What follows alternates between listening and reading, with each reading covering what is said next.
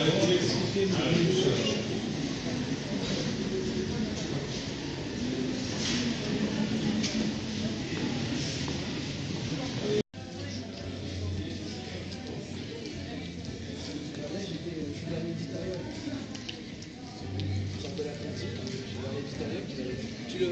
le laisses à la coordination des véhicules de bière seulement.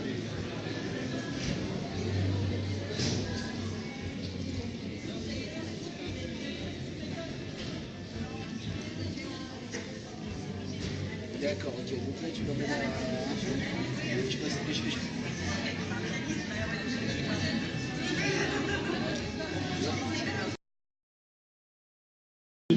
Et la commission américaine Stardust a montré que c'est notre méthodique qui était probablement d'origine planétaire.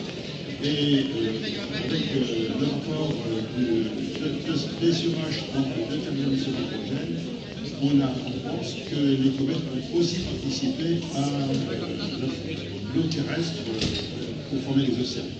Donc à ce double titre, nous sommes peut-être tous, y compris la vie terrestre, toute la vie terrestre, descendants de comètes. C'est la raison pour laquelle cette exploration de la comète, en allant sur la comète et en ayant des analyses très précises, nous intéresse au plus haut point. Donc, justement, il y a l'eau et en gros les fameuses molécules de base de la vie qui sont possiblement issues des comètes. Et Stardust a trouvé l'un des acides aminés. Oui, Stardust a trouvé la glycine, qui est le plus simple des 9 acides aminés qui constituent les protéines. Donc on avait déjà une brique du vivant à partir d'un grain cométaire ramené par Stardust, et que c'est la qualité des grains dans la chevelure de l'île de Dieu et ramener ces grains sur Terre. Donc à partir de cette analyse, nous pouvons affirmer qu'il y a des briques de vivants dans au moins ce grain cométaire-là. Et donc l'idée c'est de généraliser et d'aller au-delà de la glycine, parce que les autres acides aminés existent sous deux formes, une forme gauche, une forme droite, un peu comme nos deux mains. Et la vie terrestre n'utilise que des formes gauches. Donc de là à savoir si cette forme gauche préexiste déjà dans la comète, c'est aussi un des objectifs de l'analyse de Philae, qui devrait être capable d'une part, dire s'il y a des acides aminés dans la glace de la comète, deuxièmement, de déterminer le sens, savoir si cet acide aminé est plutôt gauche que droit, et donc nous sommes vraiment impatients d'avoir ces résultats. Alors j'imagine que vous-même, vous êtes très impatient, Lionel Buston. Est-ce que aujourd'hui, votre instrument, lui, fonctionne bien? Est-ce qu'il a donné il a envoyé des résultats depuis l'arrivée, donc je rappelle, de Philae sur la comète, qui s'est produit avant-hier, mercredi, vers 17h. Voilà. Effectivement, donc, du fait du positionnement très non prévu, tout à fait différent de ce qu'on avait prévu, de l'atterrisseur à la surface, on a un peu changé le programme d'observation qui était prévu, et API-16, qui devait être mis en œuvre tout à fait en dernier, a bénéficié d'un avancement de grade et a pu être mis en œuvre commandé dès hier soir, mis en œuvre donc pour nous cette nuit. On commence à avoir des informations sur son comportement.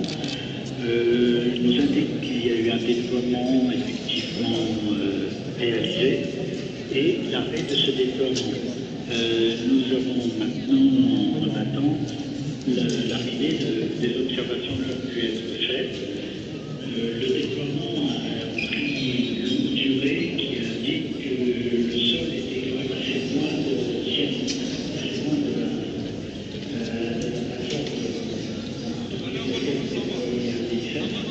On espère qu'au bout du compte, il a pu effectivement trouver le sol. On ne n'est pas sûr pour l'instant. Oui, donc c'est un bras qui doit arriver au contact avec le sol. Voilà, c'est une espèce d'ascenseur qui descend en dessous de la plateforme de Philae. Voilà, donc on comprendra mieux, on essaiera de mieux visualiser tout à l'heure la situation de Philae, lorsque Jean-Pierre Lévy nous fera un point précis sur ce qui s'est passé. Ce qu'on peut dire déjà, c'est qu'effectivement, il ne repose pas à plat sur une surface.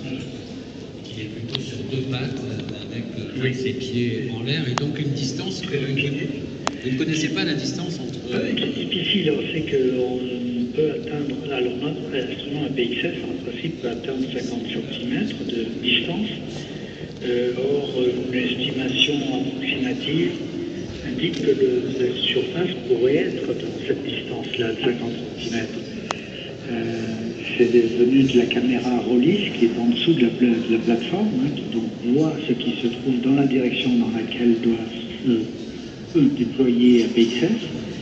Ceci dit, l'observation n'est pas très nette parce que tout ça est dans l'ombre complète.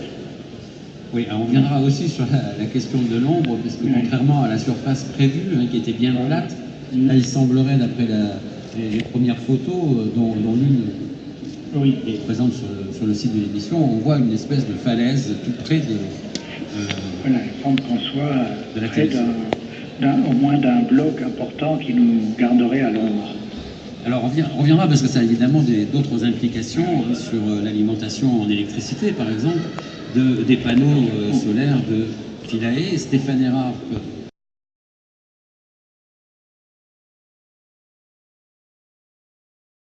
Certaines d'entre elles vont venir voler le soleil et donc quitter la circulation normale autour du soleil pour avoir une trajectoire elliptique et qui passe près du soleil.